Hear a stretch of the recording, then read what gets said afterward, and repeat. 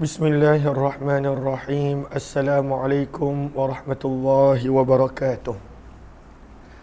Bismillah, alhamdulillah, wassalatu wassalamu ala habibillah Sayyidina Muhammad ibn Abdillah wa ala alihi wa sahbihi wa mawalah. Subhanaka la ilma lana illa ma 'allamtana innaka antal alimul hakim. Wa la hawla wa la quwwata illa billahil aliyyil azim. Allahumma rabbi syrah lana sudurana wa yassir lana umurana wahlul 'uqdatam min alsinatina yafqahu aqwalana. Allahumma fakkihna fid din wa 'allimna at-ta'wil birahmatika ya rabbal alamin walhamdulillahi rabbil alamin. Alhamdulillah summa alhamdulillah, pada pertemuan kali ini kita nak sambung pembacaan kita di dalam hadis-hadis yang telah dikumpulkan penyusunannya oleh Imam Tirmizi rahimahullahu ta'ala dalam kitab Sunan Tirmizi beliau ataupun Jami' Tirmizi beliau. Dan kita telah tiba pada bab yang ke-11 yang mana dibawakan tajuk berkenaan hadis-hadis berkenaan tentang perceraian, li'an dan juga tajuk-tajuk yang seumpamanya. Maka pada bab yang ke-11 kata Imam Tirmizi, babu ma jaa, bab pada hadis yang telah datang berkenaan al-mukhtali'at, wanita-wanita yang melakukan khulu'. Apakah khulu'? Bermaksud menebus talak. Dia bayar sesuatu kepada suami untuk menceraikan dia. Bab yang riwayat yang ke-1171. Wa bihi ilaihi qala hadatsana Abu Quraib bin qala hadatsana Muzahim bin Zawad bin Ulbah an abihi an Laysin an Abil Khattab an Abi Zur'ata an Abi Idris an Thauban radhiyallahu anhu. Daripada Thauban yang merupakan hamba yang telah dimerdekakan oleh Nabi, maula Nabi, daripada Nabi SAW, sesungguhnya baginda bersabda, al-mukhtali'at, wanita yang melakukan khulu', hunna, mereka itulah, al-munafiqat, wanita-wanita yang munafik. Apakah maksud daripada ungkapan sabdaan Nabi al-mukhtali'at hunnal munafiqat? Lihat kepada sahara pada baris yang pertama, yang dimaksudkan dengan wanita yang melakukan khula' di sini adalah at-talibati lil khula' wa talaq min ghairi uzrin. Dia tak ada sebab pun pada waktu itu nak bercerai, tak ada sebab. Pada waktu itu tiba-tiba nak berpisah dan bercerai tanpa sebarang sebab, sama ada daripada sudut agama ataupun daripada sudut sosial dan sebagainya. Maka sabda Nabi, orang yang minta cerai tanpa sebab, orang yang menebus talak tanpa sebab, mereka ini adalah seperti orang yang munafik. Apakah maksud dia? Sahara yang kedua, fihi tasydid, di sini adanya amaran keras, li'anna zahiral izdiwaj wal ikhtilat, kerana zahir daripada perhubungan yaqtadi, menuntut alla yabtuna al-adawah, menuntut pada waktu itu seseorang tidak menyembunyikan pada waktu itu permusuhan, wal khilaf, dan pada waktu itu penentangan.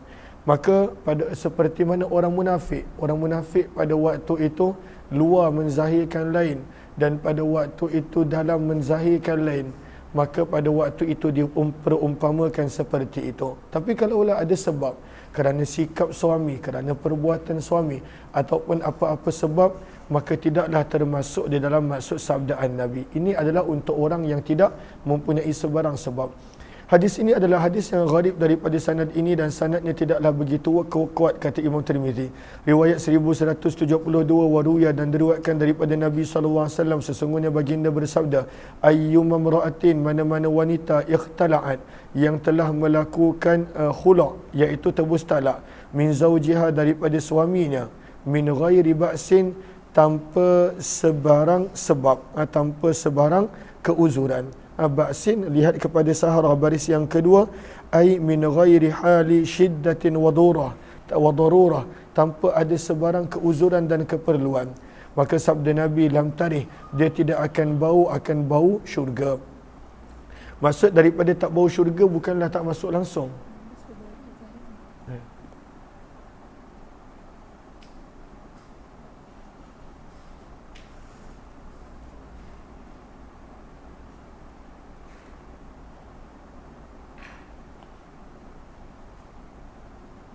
Okey. Kira hari ni tak ada ni lah. lam tarih raihatal jannah, maka tidak akan bau bauan syurga. Apakah yang maksud tak bau syurga? Lihat kepada Sahara juga. Maksudnya adalah pada waktu itu tidak akan dapat masuk syurga pada kemasukan yang awal. La tajidu awwala ma yajiduhal muhsinun, tak akan dapat masuk syurga pada kemasukan yang awal. Seterusnya, wabihi ilaihi qala hadatsana bidzalika Muhammad bin Bashar qala hadatsana Abdul Wahhab Ats-Tsaqafi qala hadatsana Ayyub an Abi Qilabah amman hadatsa an Thauban, daripada Thauban radhiyallahu anhu, sesungguhnya baginda Nabi SAW telah bersabda, ayyuma imra'atin, mana-mana wanita sa'alat yang telah meminta zaujaha daripada suaminya talaqan, perceraian, min ghairi ba'sin, tanpa ada keuzuran dan keperluan, faharamun, maka haramlah ke atasnya bau syurga. Dan hadis ini adalah hadis yang hasan, dan diriwayatkan hadis ini daripada Ayyub, daripada Abu Qilabah, daripada Abu Asma, daripada Thauban radhiyallahu taala anhu, dan telah meriwayatkan sebahagian daripadanya daripada Ayyub dengan sanad ini, namun bukan secara marfu', walam yarfa'u, namun mereka meriwayatkan bukan secara marfu'. Bab yang ke-12, bab maja'a, bab pada hadis yang telah datang fi mudaratin nisa, dalam melayani wanita. Bagaimanakah para suami sepatutnya melayani wanita? Saya minta maaf kalau ada yang puasa. Untuk saya minum.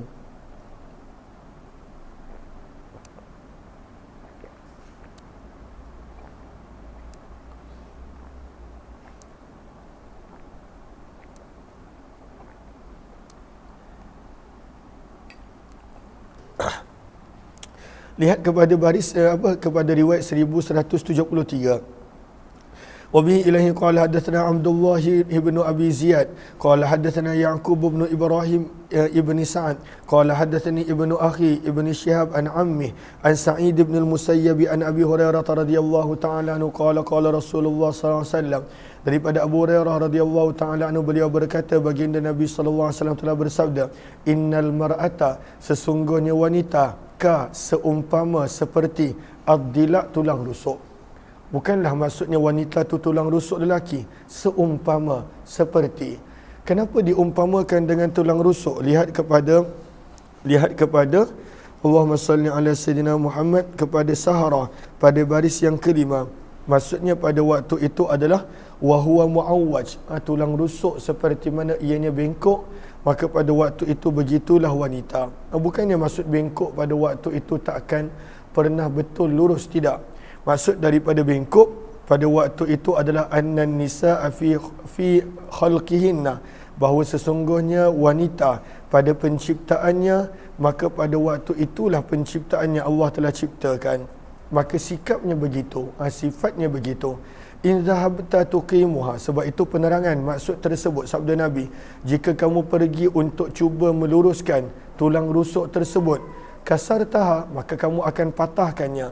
Wa in taraktaha, tapi jika kamu biarkan sahaja tanpa buat apa-apa, istamta'ta, maka kamu boleh mengambil manfaat dengannya, ala iwajin, bersama, walaupun pada waktu itu keadaannya bengkok. Macam tulang rusuk kita bengkok, tak lurus pun, tapi okey je untuk kita menjalani kehidupan, mengambil manfaat dan sebagainya.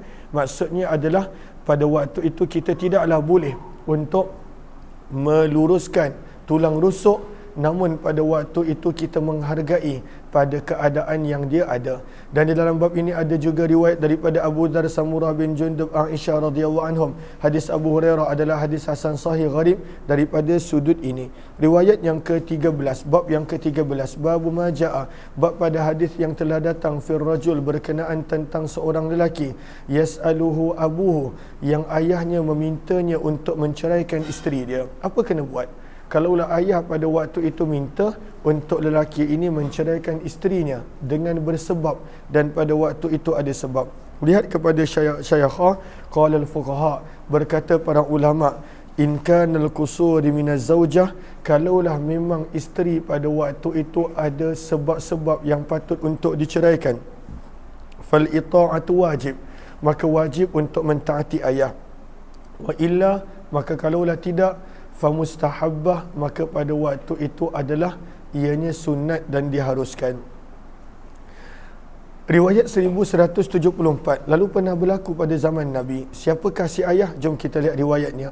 Wa bi ilaihi qala hadatsana Ahmad bin Muhammad qala hadatsana Ibnu al-Mubarak qala hadatsana Ibnu Abi Dhi'b bin Al-Harith bin Abdul Rahman an Hamzah bin Abdullah bin Umar an Ibni Umar radhiyallahu ta'ala anhuma qala kanat tahti imra'ah, adalah aku mempunyai seorang isteri uhibbuha yang aku sayangkan dia.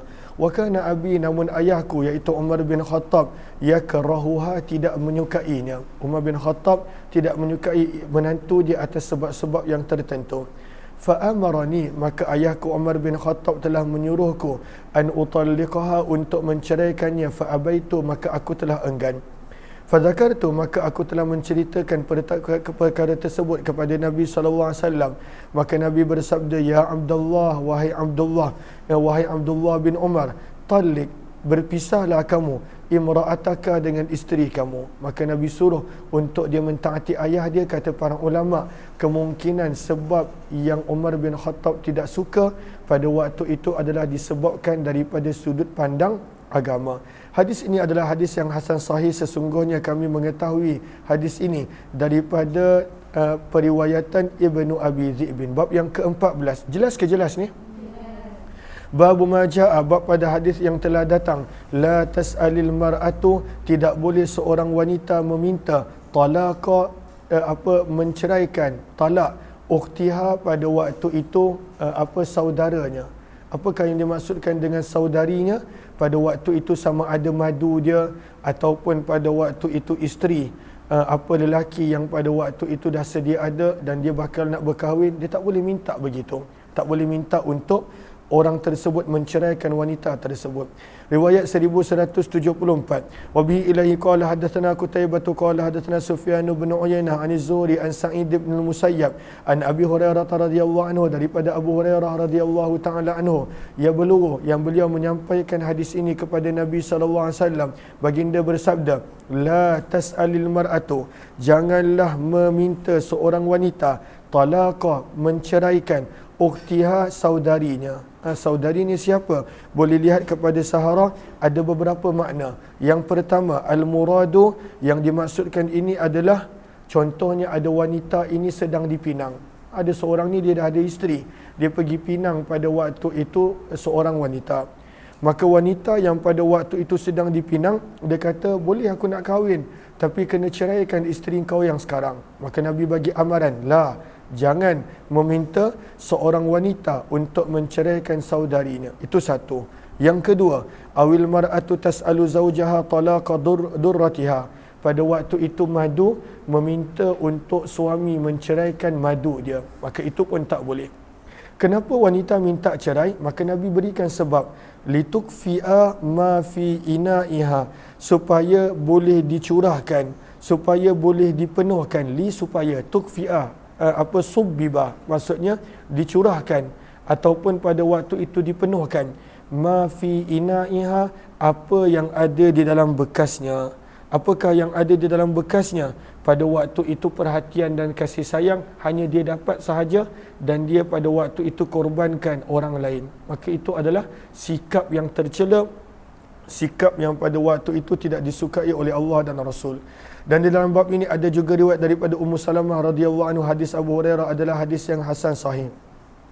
Bab yang ke-15, bab maja'a, bab pada hadis yang telah datang, fi talaqil ma'tuh, berkenaan tentang talak ataupun menceraikan al-ma'tuh, orang yang pada waktu itu kehilangan akal. Al-ma'tuh, kita boleh lihat kepada Arafah pada baris yang akhir, maghlubul akal, pada waktu itu dia kehilangan akal.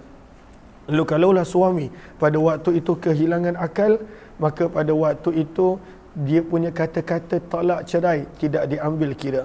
Riwayat yang ke-1176. Wa bihi ilaihi qala hadatsana Muhammad bin Abdul Ala qala hadatsana Marwan bin Muawiyah al-Fazari an Atha ibn Ajlan an Ikrimah bin Khalid al-Makhzumi an Abi Hurairah radhiyallahu ta'ala anhu qala qala Rasulullah sallallahu alaihi wasallam, daripada Abu Hurairah radhiyallahu ta'ala anhu, bahawa baginda Nabi sallallahu alaihi wasallam bersabda, kullu, setiap, talakin, ucapan talak, perceraian, jaizun, adalah harus dan diterima, illa, kecuali perceraian yang keluar daripada orang yang kehilangan akal. Al-ma'tuh, orang yang kehilangan akal. Apakah maksud al-ma'tuh? Maka itu penerangan dia. Al-maghlubi ala aqlih, orang yang pada waktu itu tidak dapat mengawal akal dia. Maksudnya orang yang pada waktu itu tidak betul, ataupun pada waktu itu orang yang tidak siuman, orang yang gila sama ada sepenuhnya ataupun pada waktu itu apabila keadaannya kerap gila dan sebagainya.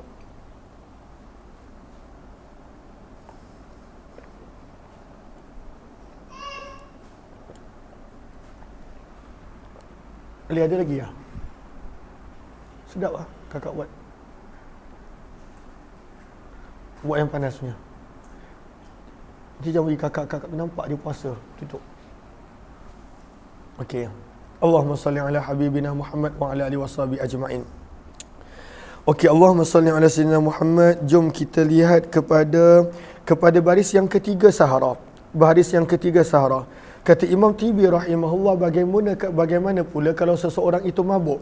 Ikhtalafu, jumpa tak baris yang ketiga? Maka para ulama fiqh berbeza pendapat kalaulah seseorang itu mabuk, sukran, ataupun pada waktu itu dia mabuk. Maka sebahagian berkata talak orang yang mabuk pada waktu itu tidak diambil kira. La yaqa', tidak diambil kira. Dan ini adalah pandangan seperti Uthman bin Affan, Abdullah bin Abbas radhiyallahu anhum. Dan majoriti para ulama, dan ini juga pandangan Imam Syafi'i rahimahullahu ta'ala, bahawa talak orang yang dalam keadaan mabuk pada waktu itu diambil kira. Li'annahu asin, kerana kalaulah mabuknya pada waktu itu kerana dia melakukan perkara yang syariat larang, maka dia yang telah melakukan kesilapan dan dosa. Maka pada waktu itu, kata para ulama, orang yang mabuk, maka pada waktu itu jatuh talak dia. Dan inilah pandangan oleh Sayyidina Ali rahimahullahu ta'ala, pandangan Imam Malik dan juga pandangan Imam Syafi'i serta Imam Abu Hanifah rahimahullahu ta'ala. Bab yang ke-16. Minta maaf tertinggal. Belum habis lagi kan bab tu? Dah habis kah? Hadza hadithun, hadis ini kami tidak mengetahuinya secara marfu', kata Imam Tirmizi, kecuali daripada periwayatan Atha' bin Ajlan, dan Atha' bin Ajlan adalah seorang yang dhaif, zahibul hadis, pada waktu itu hadisnya terbang pergi. Maksudnya hadisnya pada waktu itu tidak diambil peduli, hadisnya tak diambil kira. Kenapa? Sebab periwayatannya adalah lemah.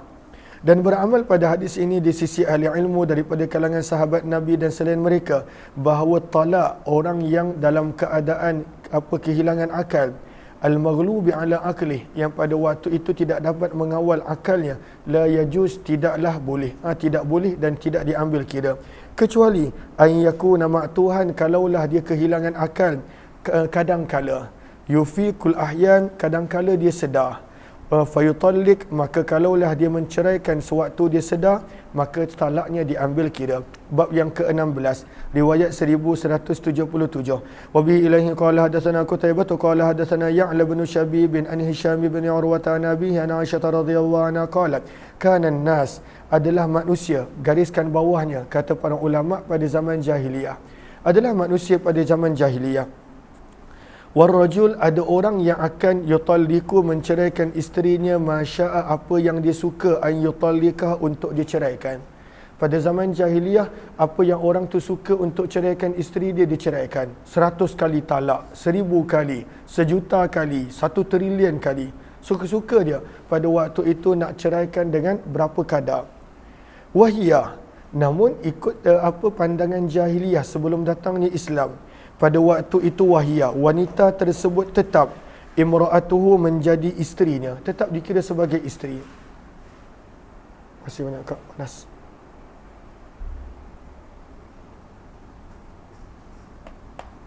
Tetap dikira sebagai isterinya.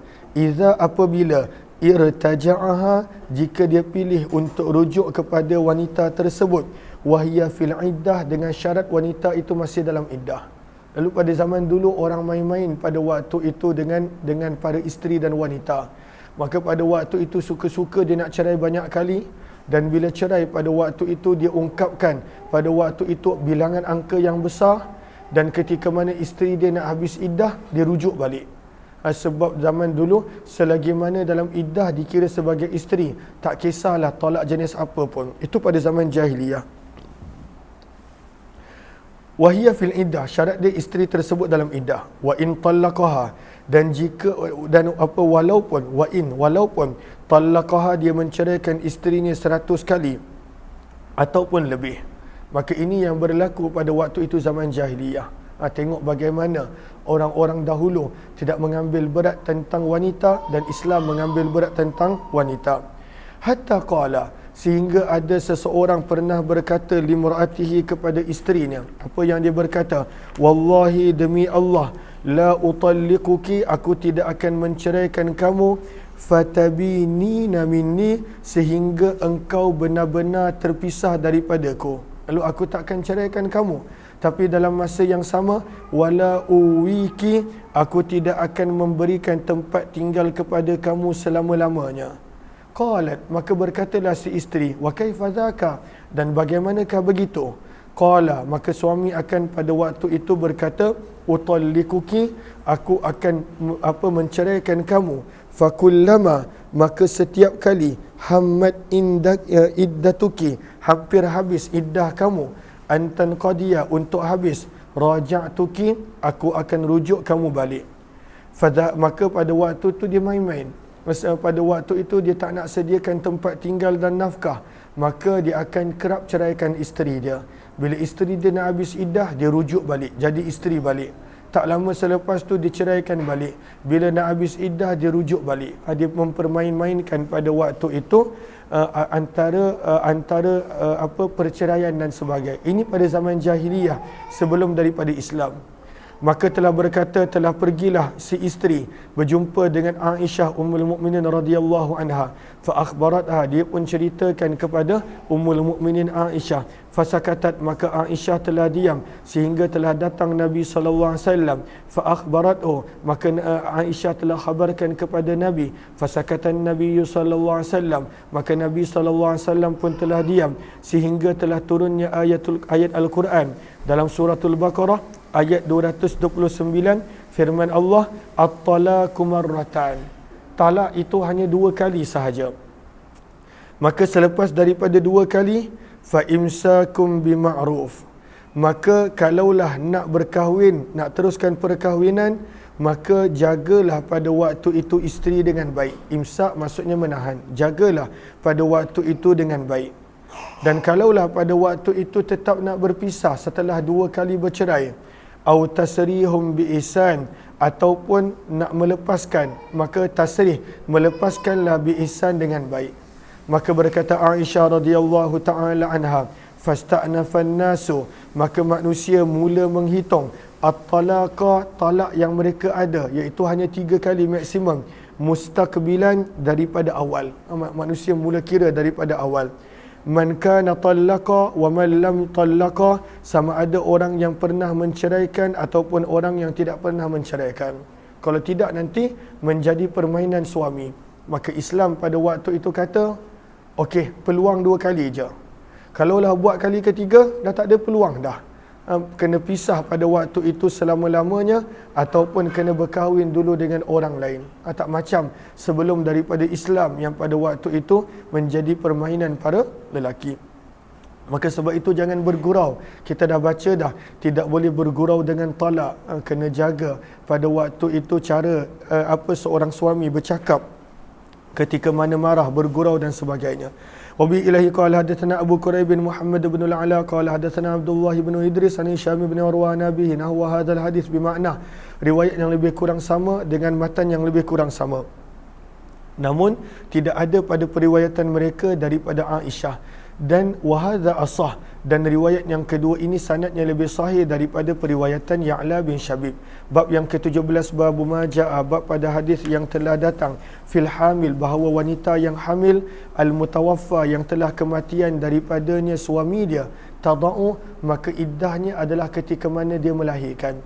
Maka bila seseorang itu kematian suami, maka berapakah iddah kematian suami?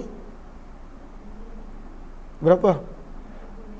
4 bulan 10 hari. Apakah iddah wanita yang mengandung? Apabila dia melahirkan anak. Maka sekarang ni wanita ni dia kematian suami dan dia pun mengandung. Maka apakah pada waktu itu iddah dia? Maka ini adalah hadis yang kita nak baca. Riwayat 1178. Wa bi ilahi qala hadatsana Ahmad bin Mani'in qala hadatsana Husain bin Muhammad qala hadatsana Syaiban wa an Mansur an Ibrahim an al-Aswad an Abi Sanabil ibni Ba'kak radhiyallahu taala anhu. Daripada sahabat Nabi yang kita jarang dengar, Abu Sanabil. Daripada Abu Sanabil ibnu Ba'kak radhiyallahu taala anhu, beliau berkata, wada'at, telah melahirkan seorang sahabiyah bernama Subai'ah selepas daripada kematian suaminya setelah 23 hari ataupun 25 hari. Maka sepatutnya 4 bulan 10 hari, tapi lepas 23 ataupun 25 hari, maka pada waktu itu dia telah melahirkan setelah suami dia meninggal dunia.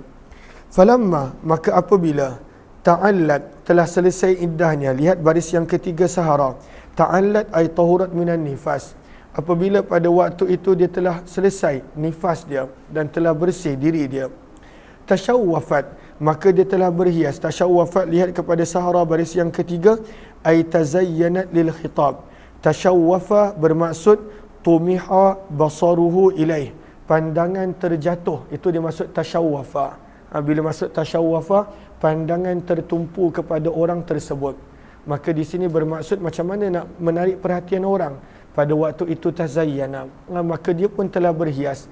Berhias untuk apa? Supaya ada orang datang pinang dia, sebab dah habis iddah dia, sebab dia telah melahirkan. Fa unkira 'alaiha, maka ada yang mengingkari perbuatannya tersebut. Maka telah diceritakan kepada Nabi SAW, maka sabda Nabi, in taf'al, jika dia melakukan seperti itu, faqad halla ajaluha, maka telah selesailah tempoh iddahnya. Maka bila seseorang wanita pada waktu itu dia berhimpun di antara iddah kematian suami 4 bulan 10 hari dengan pada waktu itu dia mengandung dan melahirkan, maka pada waktu itu melahirkan boleh dikira sebagai iddah juga. Wa bihi ilahi qala hadatsana Ahmad bin Mani'in qala hadatsana Hasan bin Musa qala hadatsana Syaiban an Mansur nahwa. Dan di dalam bab ini ada juga riwayat daripada Ummu Salamah. Hadis Abu Sanabil adalah hadis yang masyhur gharib daripada sanad ini, dan kami tidak mengetahui bagi perawi yang bernama Aswad sesuatu riwayat pun daripada Abu Sanabil.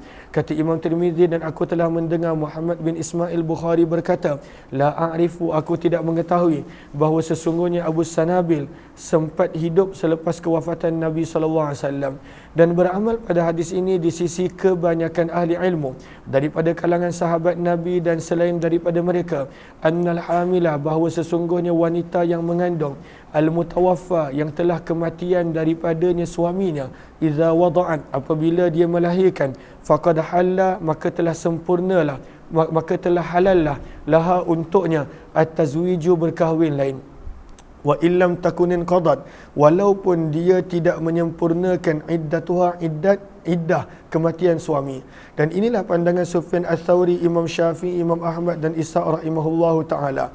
Wa qala, dan telah berkatalah sebahagian daripada ahli ilmu daripada kalangan sahabat Nabi dan selain mereka, ta'taddu, wanita tersebut perlu menghabiskan iddah akhiral ajalain, iddah yang paling lama di antara keduanya. Yang mana satu paling lama, maka itu adalah iddah dia.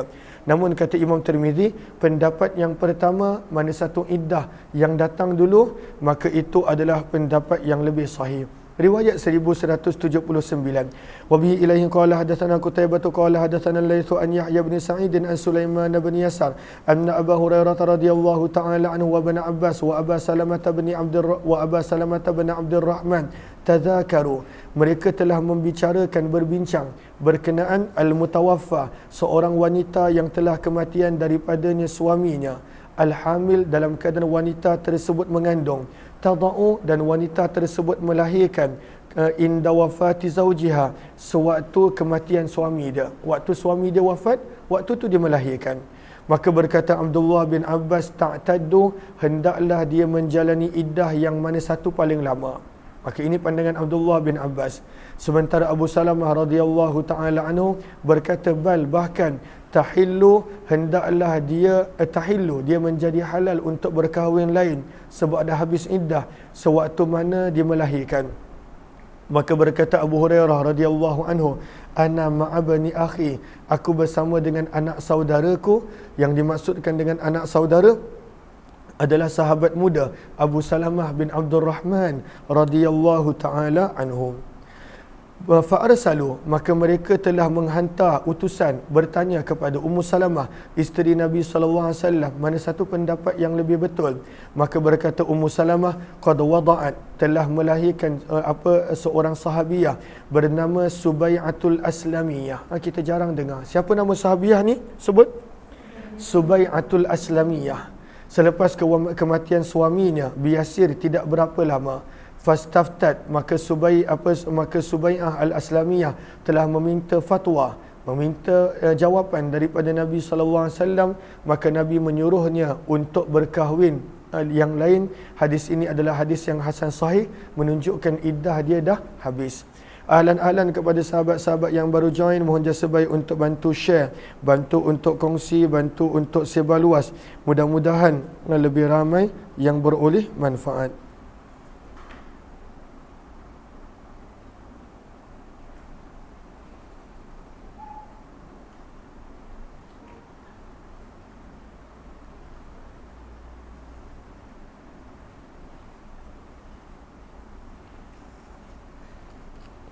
Sekejap.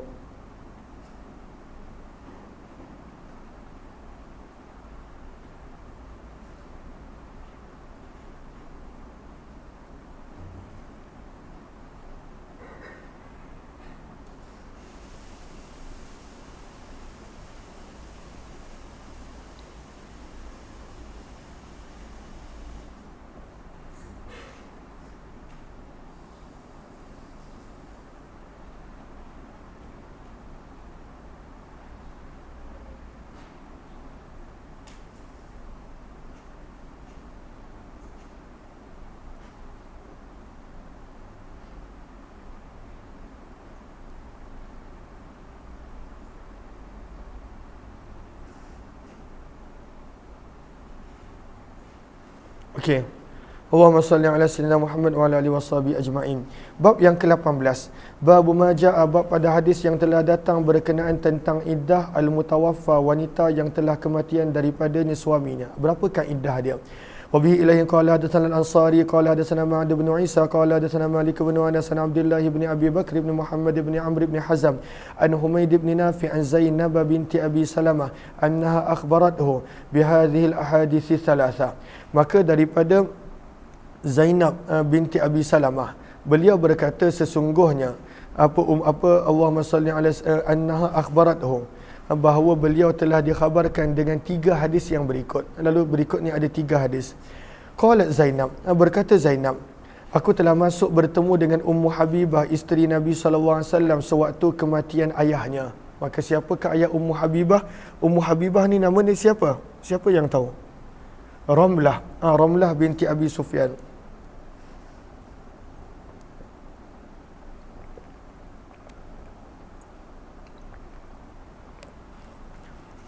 Maka ketika mana ayahnya Abu Sufyan meninggal dunia, fada'at, maka dia telah meminta bitibin untuk dibawakan wangian, fihi, yang pada wangian itu adanya sufratu khalukim, warna kekuningan wangian. Lalu ada wangian yang pada waktu itu dia ada warna, maka dia minta wangian yang ada warna kekuningan, au ghairahu, ataupun seumpamanya. Fadahanat, maka dia telah letakkan pada badan dia, fadahanat bihi, maka telah meletakkan wangian tersebut pada badannya, jariyatun, pada waktu itu hamba perempuannya.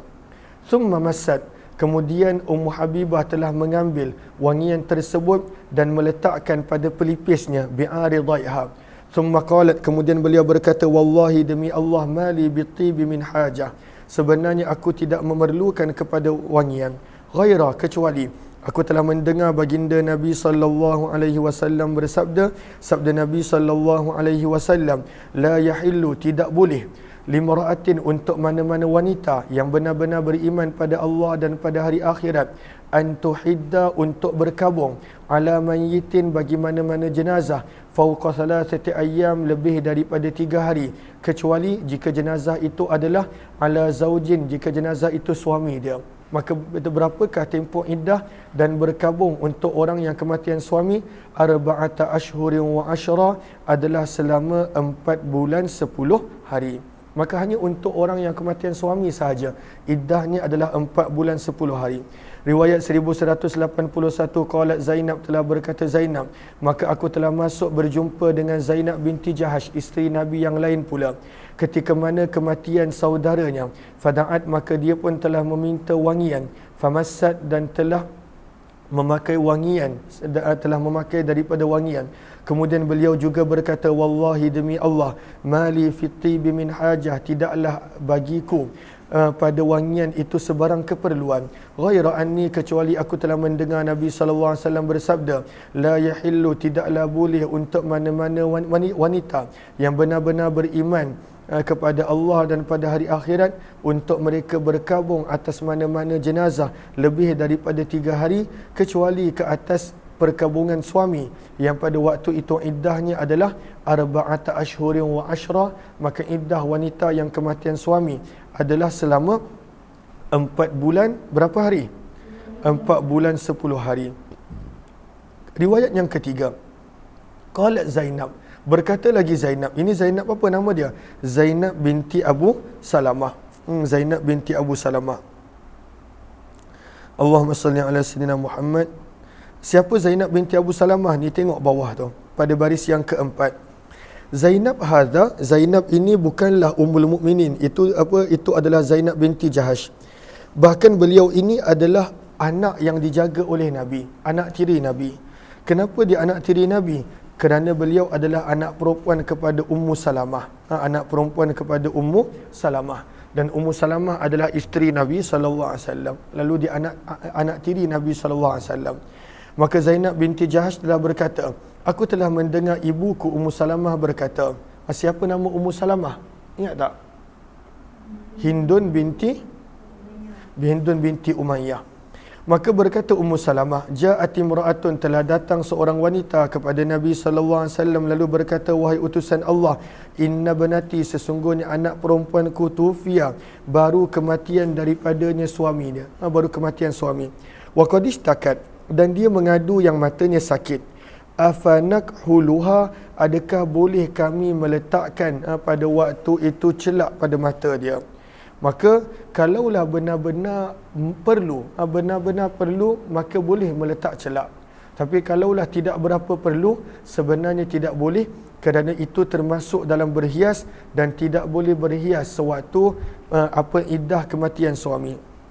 Maka Nabi SAW berkata, la. Nabi tahu pada waktu itu benar-benar bukan perlu. Maka Nabi berkata tidak boleh. Maka dia tanya lagi 2 kali. Kali ketiga, kullu dhalika, setiap kali wanita tersebut tanya tentang anaknya, Nabi menjawab, la, pada waktu itu tidak boleh. Kemudian baginda bersabda, innama hiya, sesungguhnya iddah wanita yang kematian suami hanyalah 4 bulan 10 hari. Wa qad kanat, dan adalah kamu para wanita yang kematian suami, ihda kunna, salah seorang daripada kamu pada zaman jahiliyah, tarmi, kamu akan dibaling, bil ba'rati, dengan najis binatang, ala ra'sil haul, ketika mana telah habis iddah setahun. Sebelum datangnya Islam, wanita bila berkabung, dia berkabung setahun, iddah dia setahun. Dan bila dah habis iddah, maka keluarga dia akan lemparkan pada waktu itu najis pada dia, sebagai tanda dah cukup iddah setahun. Maka sabda Nabi, pada waktu itu Islam hanya minta 4 bulan 10 hari. Sebelum datangnya Islam, pada waktu itu tradisinya adalah setahun, kena baling dengan najis lagi.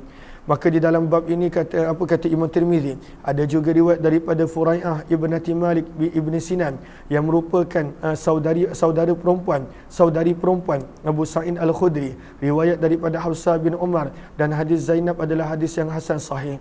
Dan beramal pada hadis ini di sisi kebanyakan ahli sahabat Nabi SAW dan selain mereka, bahawa sesungguhnya wanita yang kematian daripadanya suaminya tattaqi, akan pada waktu itu memelihara diri sewaktu dalam iddah daripada wangian, daripada perhiasan. Dan ini adalah pendapat Sufyan Ats-Tsauri, Imam Malik, Imam Syafi'i, Imam Ahmad dan Ishaq bin Rahway rahimahullahu ta'ala.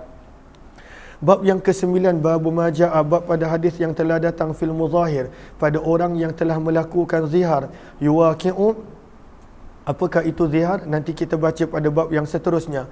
Yuwaqi'u, yang telah berjima' qabla an yukaffir, sebelum menunaikan kafarah. Lalu adakah dia kena bayar 2 kafarah ataupun kekal 1? Apakah itu zihar? Kejap lagi akan diterangkan.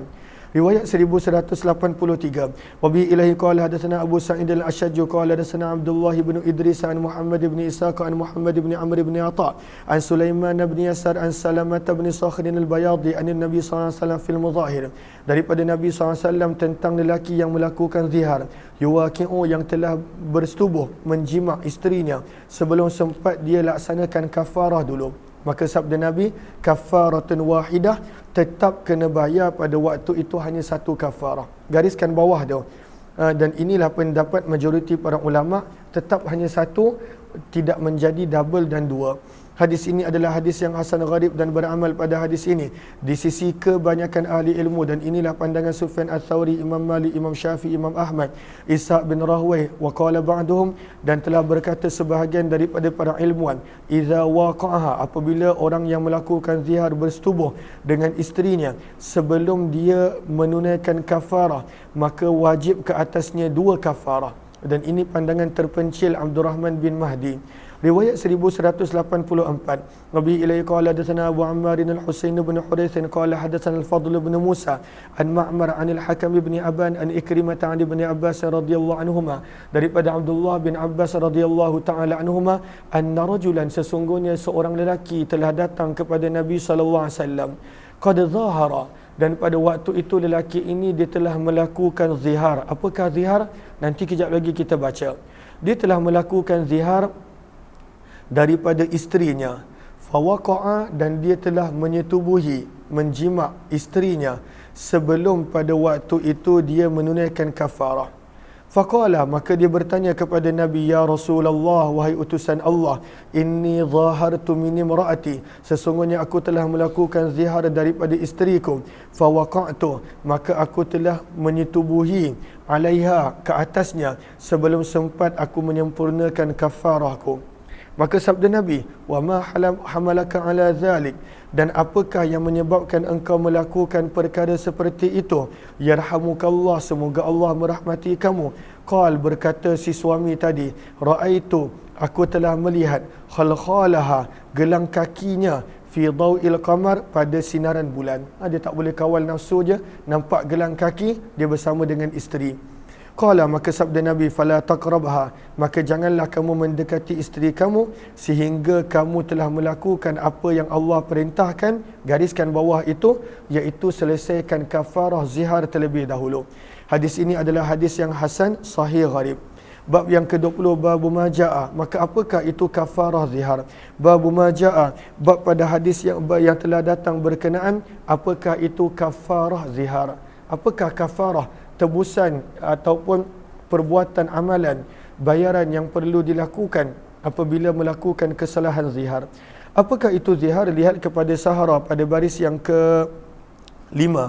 Maka zihar ini adalah masdar daripada zahara, yang bermaksud apabila seorang suami berkata kepada isterinya, idza qala laha, apabila seorang suami berkata kepada isterinya, anti alayya ka zahri ummi, engkau ini ke atasku adalah seperti ibuku. Dia kata, apa maksud dengan ibu? Bukanlah pada waktu itu Allahumma salli ala sayyidina Muhammad daripada sudut sikap dan akhlak, tapi pada waktu itu seperti mana ibu adalah haram, ataupun pada waktu itu mahram dia yang lain, kakak dia, kakak yang pada waktu itu haram, ataupun pada waktu itu sesiapa pun yang haram, maka dia samakan seperti mana haramnya untuk dia berkahwin dengan ibu dia ataupun kakak si suami ini. Maka suami pada waktu itu menyatakan persamaan bahawa isterinya adalah haram ke atas dia. Maka itu dipanggil zihar. Itu dipanggil zihar. Maka pada waktu itu dia kata, engkau ke atasku adalah seperti belakang ibuku, ataupun seperti perut ibuku, ataupun seperti peha ibuku, dan sebagainya. Maka apabila disebutkan mana-mana anggota tubuh badan wanita yang pada waktu itu adalah haram untuk dia bersama, seperti ibu, ataupun saudara perempuan, ataupun makcik, maka pada waktu itu menjadilah dia sebagai orang yang melakukan zihar walaupun tak ada niat, bila niyah, walaupun pada waktu itu tidak ada niat. Maka bila berlaku zihar, maka apa yang berlaku? Fayahrum, maka haram untuk dia menyetubuhi isterinya, dan pada waktu itu melakukan perkara yang membawa kepada jima'. Sampai bila? Sehinggalah pada waktu itu dia bayar kafarah. Fa in wati'a, kalaulah dia bersetubuh sebelum dia membayar kafarah, maka dia perlu bertaubat wastaghfara dan memohon keampunan. Dan ini adalah pada waktu itu berkenaan tentang zihar. Jelas ke jelas? Maka zihar pada waktu itu menyamakan isteri dengan sesuatu anggota wanita yang haram untuk lelaki tersebut berkahwin, seperti ibu, seperti kakak, makcik dan sebagainya. Yang untuk lebih lanjut, maka nanti boleh rujuk kepada para ulama fiqh. Riwayat 1185, wa bi ilai qala hadatsana Isa bin Mansur qala hadatsana Harun bin Ismail al-Khazzaz qala hadatsana Ali bin al-Mubarak qala hadatsana Yahya bin Abi Katsir qala hadatsana Abu Salamah wa Muhammad bin Abdul Rahman anna Salman bin Sahar, sesungguhnya Salman bin Sahal Ansari radhiyallahu anhu yang merupakan salah seorang daripada Banu Bayadah, ja'ala telah menjadikan isterinya alaihi ke atasnya seperti belakang ibunya, maka jadi zihar. Hatta yamdiya Ramadan, dan berterusan dia tak selesaikan kafarah sampailah pada waktu itu berlalunya Ramadan. Falamma madha, maka apabila telah berlalu separuh daripada Ramadan, waqa'a 'alaiha, maka pada waktu itu dia telah bersama dengan isterinya pada waktu malam.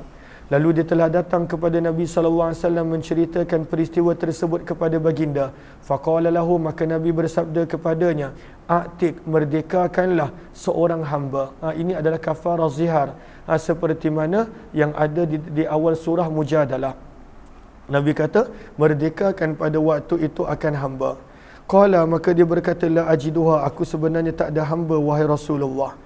Maka Nabi SAW bersabda, kalaulah tak ada hamba, fasum syahraini mutatabi'ain, maka hendaklah berpuasa selama 2 bulan berturut-turut. Maka dia mengadu lagi kepada Nabi SAW. Dia kata, wahai Rasulullah, la astati', aku pada waktu itu tidak mampu ya Rasulullah. Sebab itu dia pada ayat yang ketiga kena merdekakan hamba. Fatahriru raqabah, surah Mujadalah. Bila tak mampu, maka tahap yang kedua kena berpuasa 2 bulan berturut-turut sebelum dia bersama dengan isterinya. Dan apabila tidak mampu, maka yang ketiga, at'im sittina miskina, sabda baginda Nabi SAW, berilah makan 60 orang miskin. Itu pun dia kata, aku tak ada makanan untuk dibagi kepada 60 orang miskin, wahai Rasulullah. Maka Nabi SAW berkata kepada seorang sahabat yang bernama Farwah bin Amr, a'tihim, berikanlah kepada Salman bin Sahar ini akan al-araq, bekas tersebut, yang mana bekas tersebut adalah wahwa miktal, satu bekas sukatan yang boleh memuatkan 15 sa'. Satu sa' 4 mud, maksudnya pada waktu itu 15 sa' boleh muat, ataupun 16 sa'. Maka pada waktu itu dia diperintahkan untuk memberi makan 60 orang miskin. Hadis ini adalah hadis yang hasan. Yuqalu, dikatakan Salman bin Sahar, ada yang mengatakan namanya Salamah bin Sahar al-Bayadi, dan beramal pada hadis ini di sisi ahli ilmu berkenaan tentang kafarah zihar. Dan di dalam bab ini ada juga riwayat daripada Khawlah binti Tha'labah, dan beliau adalah pada waktu itu isteri kepada sahabat Nabi Aus bin Thamit, yang mana menjadi penyebab kepada turunnya ayat zihar di dalam suratul Mujadalah. Cuma ini pada waktu itu adakah cukup memberi makan kurma 15 sa'? Maka itu sebenarnya perbincangan yang panjang mengikut para ulama fiqh. Babu maja'a, bab pada hadis yang telah datang berkenaan tentang ila. Lalu kita dah tahu apakah itu khuluk. Apa khuluk? Tebus talak. Kemudian apakah zihar pun kita dah belajar. Sekarang ini adalah yang ke-21 berkenaan tentang ila. Apakah itu ila? Lihat kepada Allahumma salli ala sayyidina Muhammad Arafah pada baris yang ke-2, 4, 6, 8. 2, 4, 6, 8. Baris yang ke-7. Jumpa tak Arafah pada baris yang ke-7? Okey. Maka apakah itu ila? Kata para ulama, ila ini bermaksud terjemahan dia adalah sumpah. Al-halaf, sumpah. Maka apakah yang dimaksudkan oleh para ulama fiqh yang ada perkataan ila di dalam hadis dan juga dalam Al-Quran?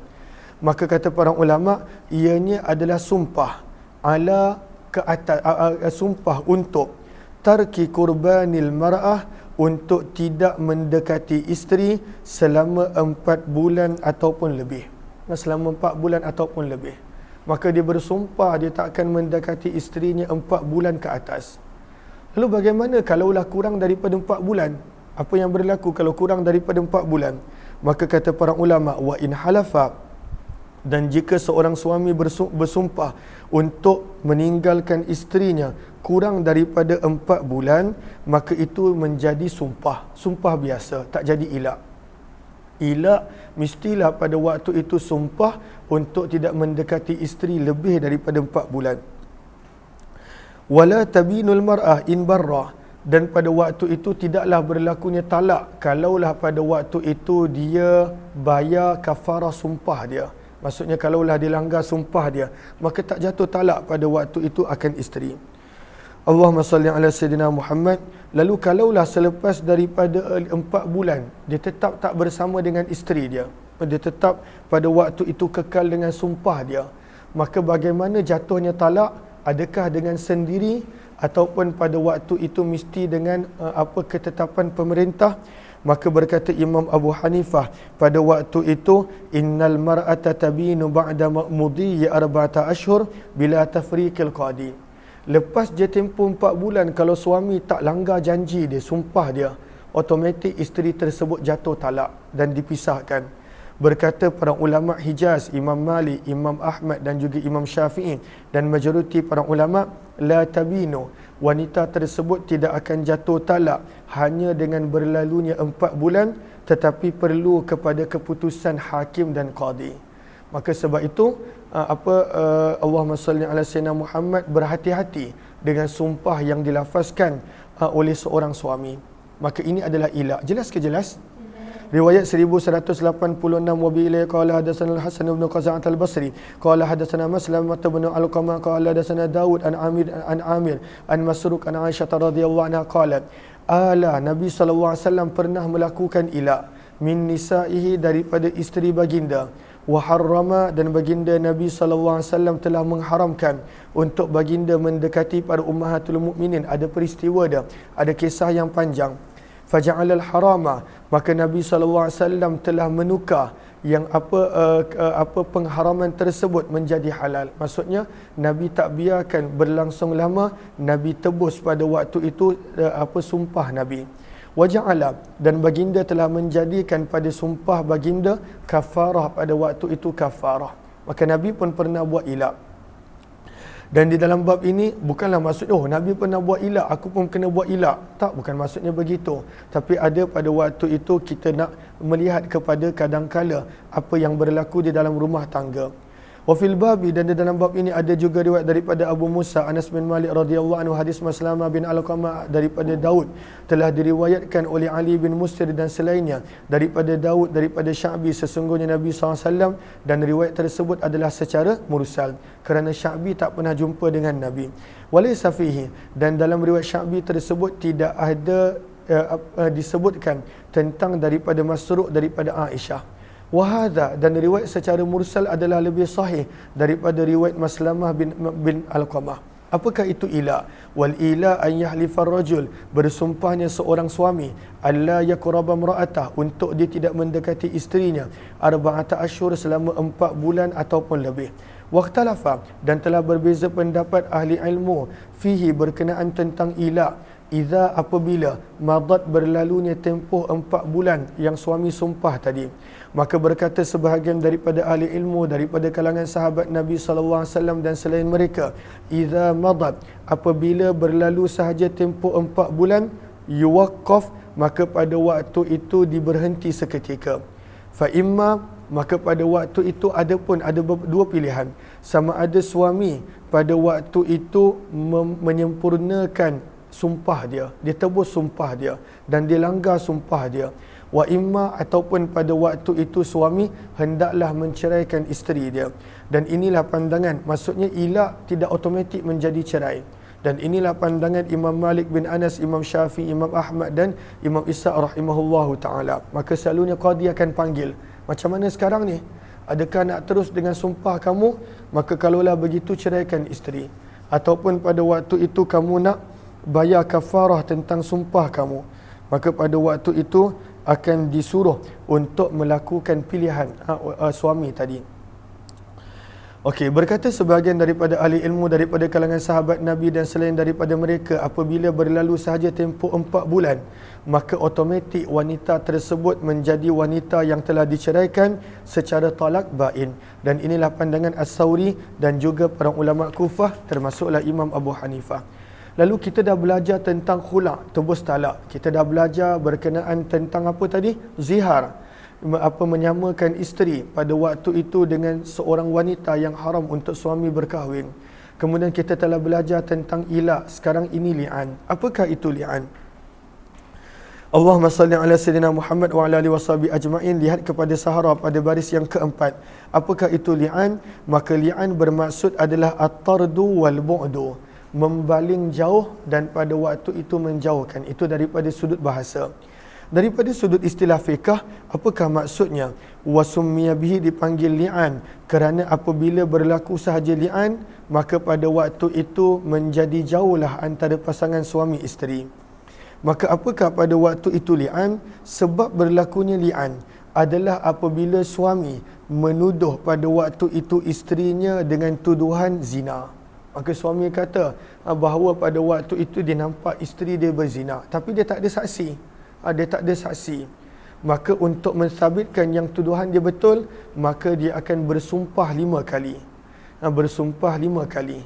Dan pada sumpah tersebut 4 kali dengan lafaz yang kita akan baca, yang ada dalam surah An-Nur. Dan kali kelima dia bersumpah.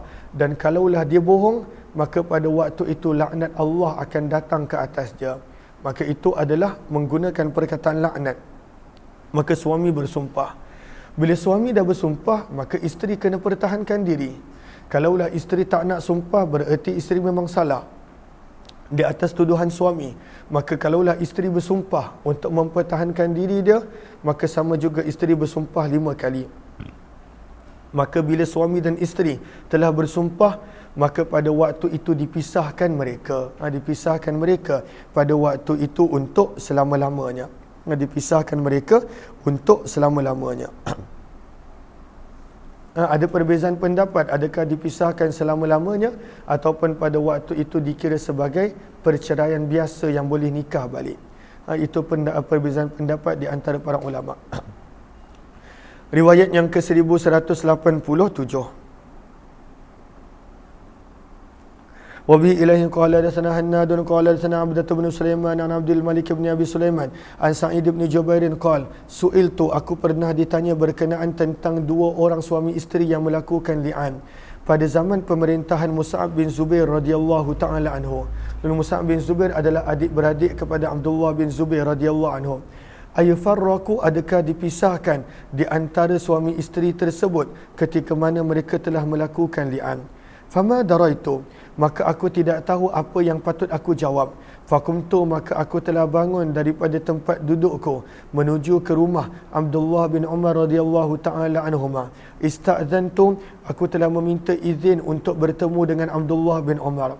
Faqila li, maka dikatakan kepadaku, innahu qail, sesungguhnya Abdullah bin Umar sedang berehat tengah hari. Gariskan bawah itu, aina imun minal qailulah.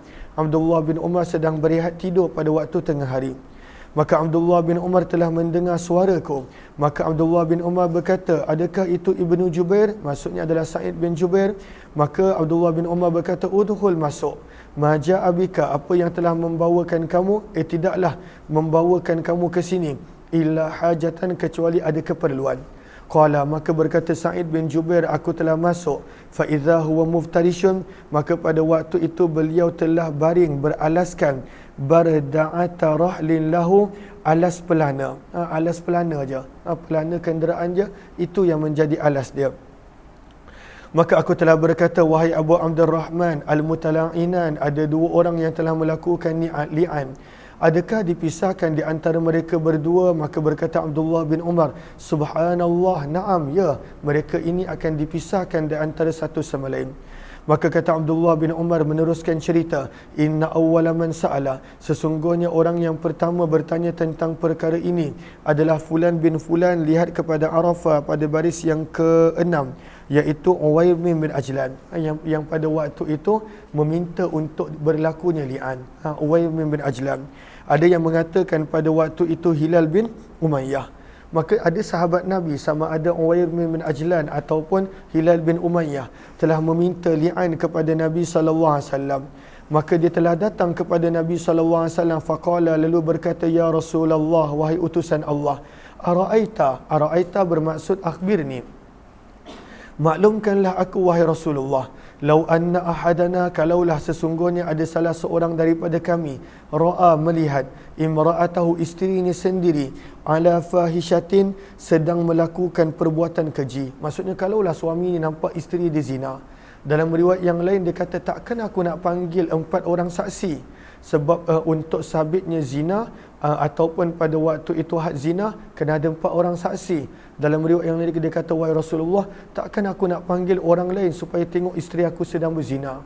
Maka pada waktu itu dia tak sanggup buat begitu, tapi dia nampak isteri dia sedang berzina. Kaifa yasna, apa yang patut seorang itu buat bila nampak isteri dia berzina? Maka in takallama, jika dia bercakap, takallama bi amrin azim, maka pada waktu itu dia bercakap tentang perkara yang besar. Kenapa bercakap tentang perkara yang besar? Sebab kalau tak cukup 4 orang saksi, maka dikira sebagai haddul qadhaf, dikira sebagai menuduh tanpa saksi, dan orang yang menuduh tanpa saksi maka pada waktu itu kena had. Maka dia kata, kalau aku cakap tak ada saksi, maka aku kena had. Wa in sakata, dan kalaulah aku pilih untuk berdiam diri, maka aku pilih untuk berdiam diri atas kelakuan keji yang besar. Qal, maka berkata perawi, Nabi SAW telah kekal diam. Falam yujibhu, Nabi tidak menjawab dia. Falamma kana ba'da dhalika, maka apabila setelah daripada itu dia datang lagi kepada Nabi SAW dan dia telah berkata, sesungguhnya perkara yang aku bertanya kepada kamu wahai Rasulullah anhu tentangnya, qadi betuli itu bih, sebenarnya itu yang telah menimpa aku. Sebenarnya orang tersebut adalah aku wahai Rasulullah, dan wanita tersebut adalah isteri aku. Maka Allah telah menurunkan ayat-ayat ini yang terdapat di dalam surah An-Nur. Firman Allah, ayatnya panjang, ringkasnya, walladzina yarmuna, dan orang-orang dan suami-suami yang menuduh azwajahum, isteri mereka, walam yakul lahum, namun mereka tidak mempunyai sebarang saksi, illa anfusuhum, kecuali diri mereka sendiri, dan dia menuduh isteri dia berzina tapi tak ada saksi. Maka Nabi baca sehingga pada waktu itu khatam ayat. Fada'ar rajul, maka Nabi telah panggil sahabat tersebut. Fatalahunna, Nabi telah membaca kepadanya ayat tersebut. Wa wa'adhahu, Nabi beri nasihat kepadanya. Wa dhakkarahu, memberi peringatan kepadanya. Wa akhbarahu, dan mengkhabarkannya, kalaulah dia bohong, maka sesungguhnya azab dunia itu lebih ringan daripada azab akhirat. Maka kalaulah dia bohong, maka jangan malu, azab dunia lebih ringan daripada azab akhirat. Maka dia berkata, tidak, demi zat yang telah mengutuskan kamu wahai Muhammad, ma kadzabtu 'alaiha, aku tidak bercakap bohong berkenaan tentang isteri aku. Thumma thanna, maka pada waktu itu Allahumma salli ala sayyidina Muhammad, kemudian Nabi SAW memulakan dengan wanita pula. Nabi bagi dia nasihat, Nabi ingatkan dia, Nabi memberikan pengkhabaran kepadanya bahawa sesungguhnya azab dunia lebih ringan daripada azab akhirat. Faqalat, maka isteri pun pada waktu itu berkata, tidak, demi zat yang telah mengutuskan kamu dengan kebenaran, ma sadaqa, suamiku tidak berkata benar. Qala, maka bermulalah li'an. Apakah li'an? Ini dia. Fabada'a birrajul, maka Nabi telah memulakan dengan suami. Fasyahida, maka suami telah bersaksi dengan 4 kali saksi. Apakah saksi dia?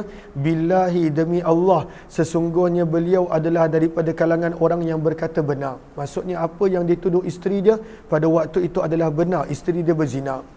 Wal khamisah, dan pada sumpahnya yang kelima, pada waktu itu dia bersumpah, anna la'natallahi, bahawa sesungguhnya laknat Allah ke atasnya jika dia daripada kalangan orang yang bohong.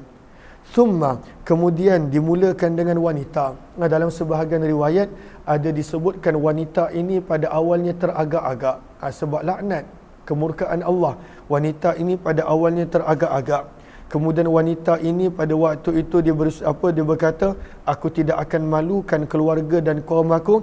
Fasyahidat, maka dia pun bersumpah dengan 4 kali sumpah, billahi, demi Allah, sesungguhnya suami dia adalah bohong.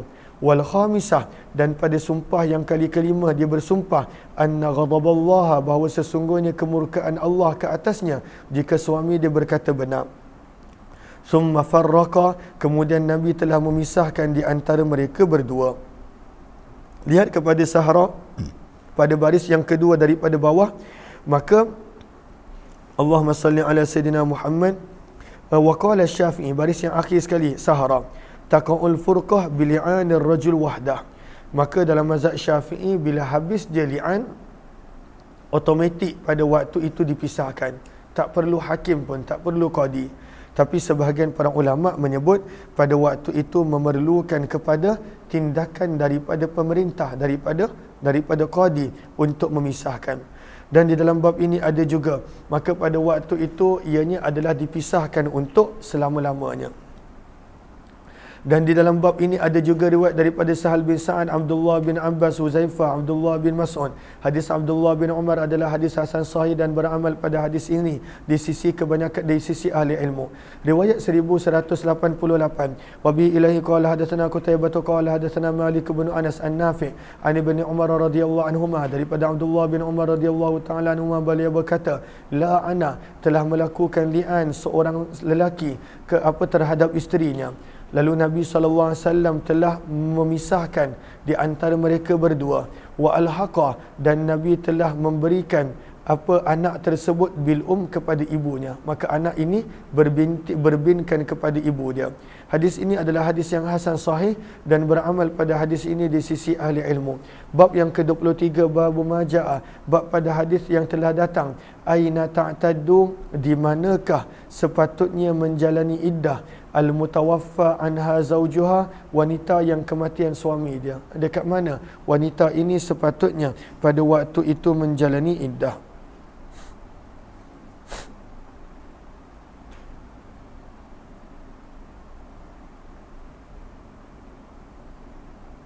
Okey.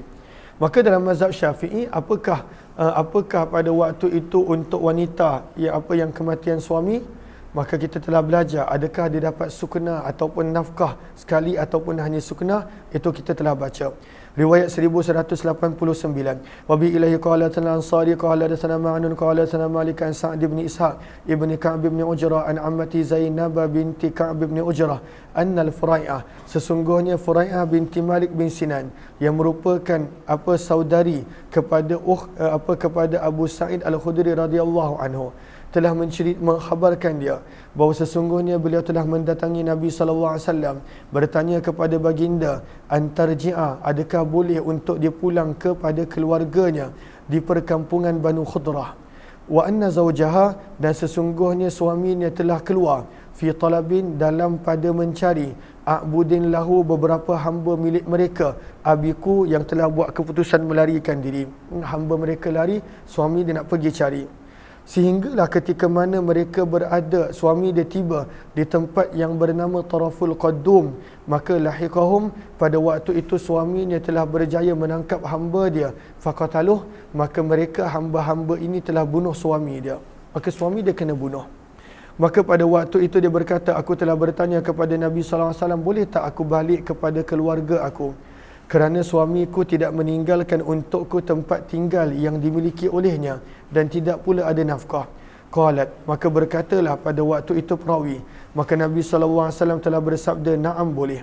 Qalat, kemudian kata perawi, fansarafat, maka aku telah pergi sehinggalah apabila aku berada di rumah ataupun pada waktu itu masih berada di masjid.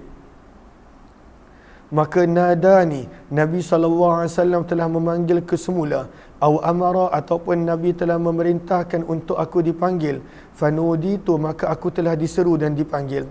Maka Nabi bersabda, kaifa qulta, apa yang kamu cakap tadi, ulang balik. Maka pada waktu itu kata perawi, siapa nama perawi ni?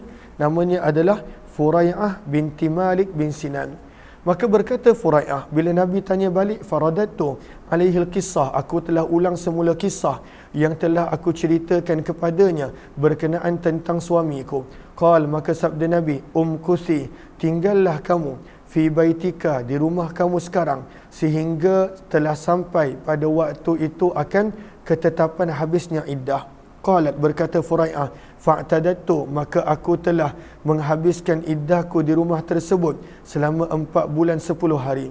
Qalat, berkata Furai'ah, falamma kana Uthman, maka apabila pada pemerintahan Uthman bin Affan, beliau telah menghantar utusan kepadaku bertanya kepadaku tentang apa yang pernah berlaku, fa akhbartuhu, maka aku telah mengkhabarkan kepadanya, fattaba'ahu, maka Uthman bin Affan telah mengikuti dan mengikuti apa yang telah berlaku kepadaku, wa qadabih, dan telah membuat keputusan berdasarkan itu.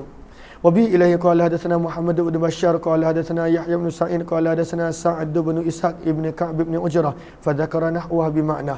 Hadis ini adalah hadis yang hasan sahih dan beramal pada hadis ini di sisi kebanyakan ahli ilmu daripada kalangan sahabat Nabi dan selain mereka, lam yarau lil mu'taddati, mereka berpandangan tidak boleh untuk wanita dalam iddah untuk keluar meninggalkan rumah suaminya hatta tanqadi iddatuha, sehingga selesai iddahnya.